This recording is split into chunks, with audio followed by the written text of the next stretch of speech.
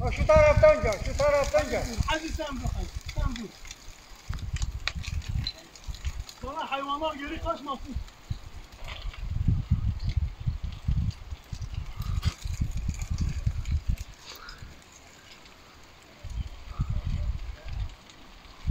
Ha. Tamam.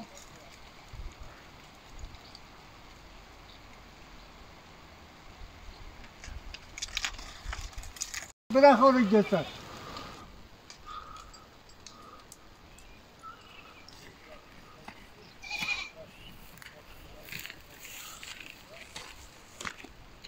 Ara o kimdir? Ne diyorsun gördü o?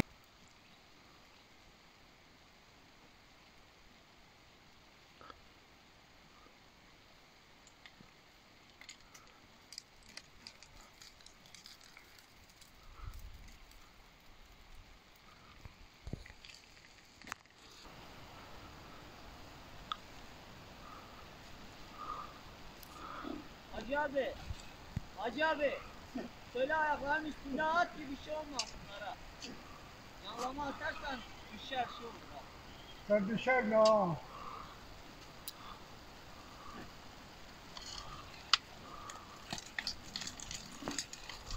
Orada asıldan ha. Bir tane, bir erkek. Dikkat ol ha.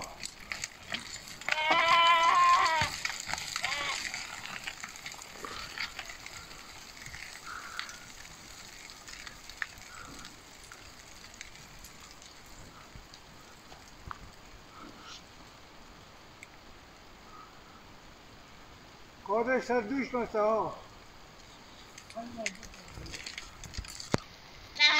At. Aşağı.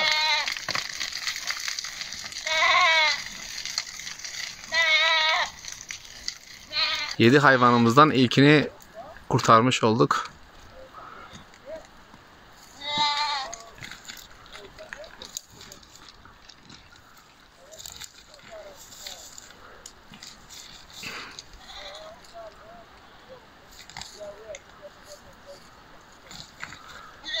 Mehmet abi ipi çek.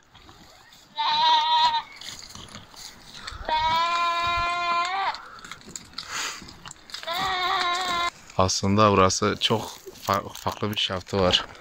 Mesela baştan sona çok daha mesela altta bir o kadar küçük. Ortalama tepeden itibaren 500-600 metre gibi yükseklik var.